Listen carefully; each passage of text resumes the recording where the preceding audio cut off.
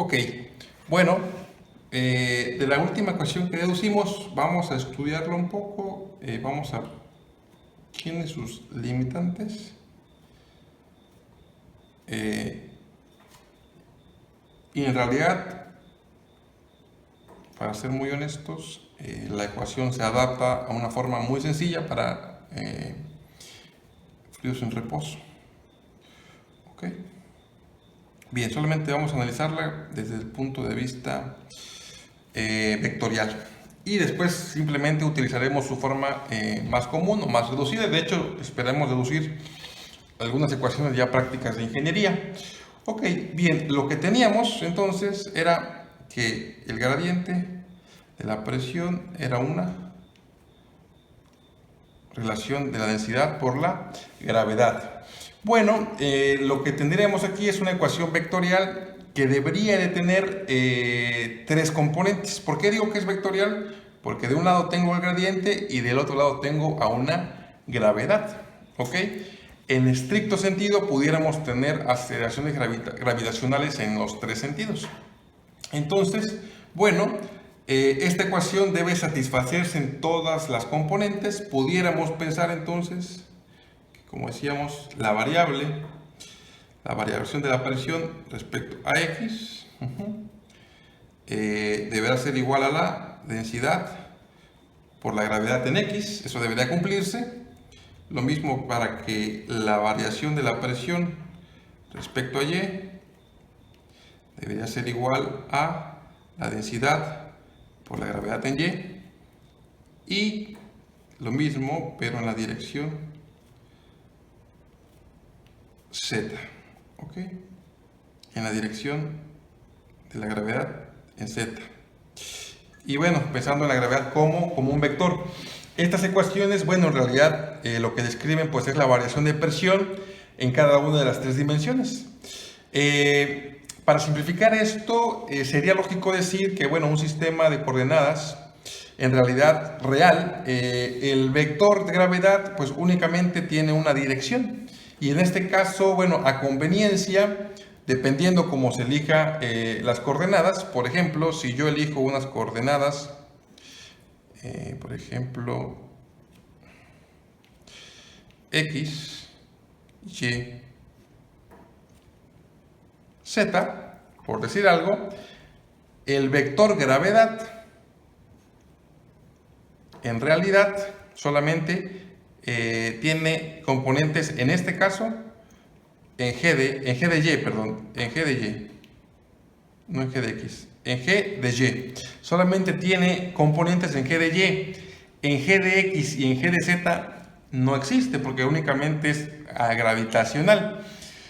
Bien, perfecto. Como solamente tiene componentes en G de Y, podríamos decir que G de X es 0 y que G de Z es 0. Entonces, en este sistema, G de X es 0 y G de Z es 0. La única componente que existe en este sistema será la componente o la variación de la presión en relación a Y. Ok, esas son condiciones que pudiéramos convertir de acuerdo a la componente. Si yo tuviera otro sistema, por ejemplo, que no tuviera justamente las mismas componentes, podría ser Y acá X. En realidad mi componente en Y sería, G de Y sería 0, G de X sería 0 y solamente G de Z tendría componente como vector de gravedad. G de Z. Entonces, en este caso, por ejemplo, el sistema tomaría la forma que la variación de presión en relación a Z es igual a densidad por gravedad en Z. Tomaría esta forma. ¿Ok? Perfecto, bien. Esto tiene sentido y simplificación. En fines prácticos tiene simplificación. Como la derivada deja de ser parcial, en realidad aquí pudiera ser una derivada normal, podemos decir así, no total, sino normal. Entonces, en realidad lo que pudiera tomar sería la forma delta P en delta Z igual a densidad por gravedad en Z. Ahora bien, de acuerdo al sistema, como lo estamos en este caso dibujando, bueno, la Z, el eje Z es positivo hacia arriba y la gravedad es negativa hacia abajo. Si adoptamos este sistema, entonces, con este sistema de coordenadas, en realidad lo que tendríamos que hacer es considerar el signo negativo menos densidad, gravedad en Z. ¿Por qué menos? Porque en este eje coordenado, Z para arriba es positivo y la aceleración g de Z, o simplemente la gravedad Z, es negativa. Entonces, en realidad la forma de toda la ecuación se reducirá a esta forma. ¿Ok? Y esto, bueno, lo vamos a ver en ejercicios, será muy útil. ¿Ok? Bueno, bien, antes de empezar a hacer ejercicios, quisiera explicarles la relación que existe en tanto a la presión atmosférica, a la presión manométrica y a la presión absoluta. Ok, bien, hasta aquí, bueno, no terminaremos el video porque es muy corto, lo que haremos es un corte. Bien, entonces, en este sentido, bien, lo que vamos a estudiar es, bueno, ¿cuál es la relación que existe entre estas presiones? Atmosférica, manométrica y absoluta. Bien, bueno, para esto, lo que vamos a pensar, y de hecho lo vamos a estudiar, pero de momento solamente vamos a imaginarlo, es la relación que existe entre la atmósfera y la altura. Imaginemos que esta línea representa 0 metros sobre el nivel del mar. 0 metros sobre el nivel del mar. Ok, a 0 metros sobre el nivel del mar se dice que bueno, que la presión atmosférica toma un valor, si se midiera, toma un valor muy conocido de 760 milímetros de mercurio, es una opción. Toma una forma de 101 me parece 35 kilopascales o de 14.7 psi. ¿Ok? Son los datos, vamos a decir, o los datos de presión más comunes para dar la medición de la presión atmosférica. Pero bueno, ok, en realidad la presión atmosférica es relativa a la altura. ¿Ok? ¿Por qué? Porque existe un límite inferior que no se puede rebasar. Ese límite inferior sería el cero absoluto, cero absoluto,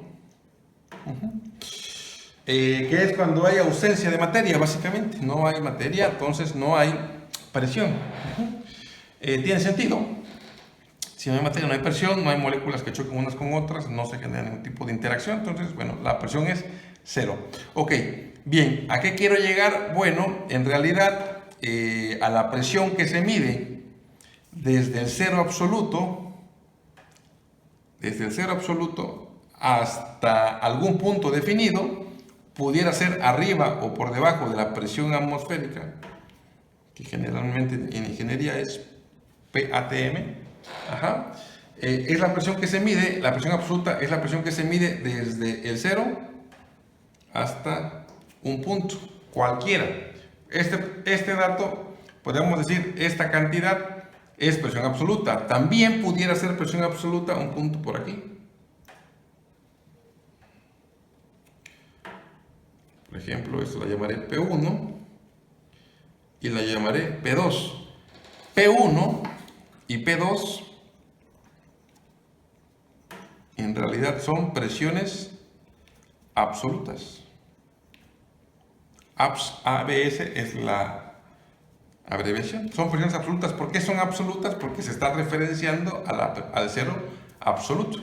Ok, por ejemplo, P1 pudiera tomar en este caso, solamente como un ejemplo, pudiera ser igual a 500 milímetros de mercurio, y para identificar la unidad generalmente se pone un guión bajo y la unidad A, o simplemente A sin el guión bajo. Y presión 2, por ejemplo, pudiera ser igual a, como está en este esquema, por arriba de la presión atmosférica, podría ser igual a 1000 milímetros de mercurio, igual, absolutos. Perfecto. Bien, hasta aquí no tiene, bueno, tiene sentido. Bien, la otra forma de medir la presión es la presión manométrica. Y la presión manométrica, el lugar es muy similar a la presión absoluta. La única diferencia es que la referencia no es el cero absoluto, sino que la referencia es la presión atmosférica. ¿Ok? Entonces, por ejemplo, la distancia que existe de aquí a acá, le llamaré P3. P3 es una presión manométrica. Esta distancia, esta presión, se conoce como presión manométrica. ¿Ok? En inglés se le dice gauge o G. Significa la diferencia que hay de un punto cualquiera a la presión de la atmósfera. ¿Ok? También, aquí es una parte muy interesante, en ingeniería, otra forma de medir la presión sería de este punto a este punto, que sería la presión 4. La presión 4, si nos damos cuenta, es una presión atmosférica y una presión de vacío. ¿Ok? P3 y P4 son presiones manométricas. ¿Ok? Ok, ahora bien, la presión 3 es una presión positiva, porque está por arriba de la atmósfera. Además de ser positiva, es manométrica. Positiva. Por ejemplo, pudiera ser, vamos a decir así, por decir algo, 10 PSI-G o simplemente G. ¿Ok? La presión 4 es una presión manométrica, pero es una presión negativa. Por lo general se le pone el signo negativo, menos 5 PSI-G. Esta presión muchas veces tiende a confundirse, o tiende, bueno, más que nada en el sentido del nombre, se dice que es una presión de vacío. Cuando yo digo que es una presión de vacío, o te digo, por ejemplo, hay 10 milímetros de agua de vacío, en realidad lo que quiero decir es que es una presión manométrica negativa. ¿Ok? Hay esta presión es muy particular y se le conoce como presión de vacío. Por ejemplo, una columna de destilación que no es atmosférica y que es al vacío, se dice, bueno, por ejemplo, esta columna tiene aproximadamente 15 milímetros de vacío, o milímetros de agua, de mercurio, de vacío. Significa que esta distancia que existe desde la presión atmosférica a la presión de vacío, pues son 15. ¿Ok? Bien. Otro ejercicio que pudiéramos pensar es la presión diferencial. La presión diferencial, bueno, en realidad todas estas cosas, estas definiciones que hemos hablado, son presiones diferenciales porque son a dos puntos. Pero hay otro concepto de presión diferencial muy particular en este mismo esquema que tomaré dos puntos muy definidos. Tomaré, por ejemplo, P4, sería P5 y P6. P5 y P6. P5 y P6 son diferenciales entre sí. Si se dan cuenta, la diferencia o la única diferencia es que la referencia de estos dos puntos ya no es ni la presión atmosférica ni la presión absoluta, simplemente son dos puntos cualesquiera. Entonces, generalmente a la diferencia P5 menos P6 se conoce como presión diferencial. ¿Ok? La presión diferencial es la presión básicamente de dos puntos. De cierta forma, pudiéramos decir que la presión manométrica es una presión diferencial entre una presión positiva o negativa y la atmósfera. Y también pudiéramos en cierto momento decir, pero sería muy confuso, que la presión absoluta también es una presión diferencial entre una presión positiva o negativa y cero absoluto. También podríamos decirlo así. Pero la verdad que en la práctica pues no se utiliza así. Simplemente presión diferencial es presión entre dos puntos. Presión atmosférica es presión positiva o negativa en relación a la atmósfera. Y absoluta siempre en relación a la atmósfera. Ok, bien, hasta aquí está claro. Antes de iniciar la segunda parte de estática, quisiera introducir o tal vez pensar qué pasaría si la presión atmosférica no siempre fuera este valor. Y eso sí sucede cuando varía la altura. Esa variación de la altura finalmente toma una forma de este tipo. Si yo lo pienso que la atmósfera es una gran columna de gases que está sometiéndonos y que esa presión a 0 metros sobre el nivel del mar vale esto, es de esperarse que a mayor altura, menor presión, o en su caso, a mayor altura, menor presión, y a menor altura en relación al nivel del mar, mayor presión. Eso es lo que se esperaría. ¿Ok? Entonces es bien interesante porque esta presión atmosférica en realidad no es constante, sino que varía en función de la altura, y vamos a estudiarlo con la famosa ley barométrica. Esta presión atmosférica pudiera encontrarse, por decir algo, en un punto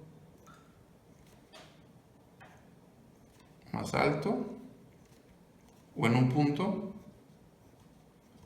más bajo, dependiendo si está por arriba o por abajo de los metros o de la altura sobre el nivel del mar. ¿Ok? Bueno, ese fenómeno, esta presión atmosférica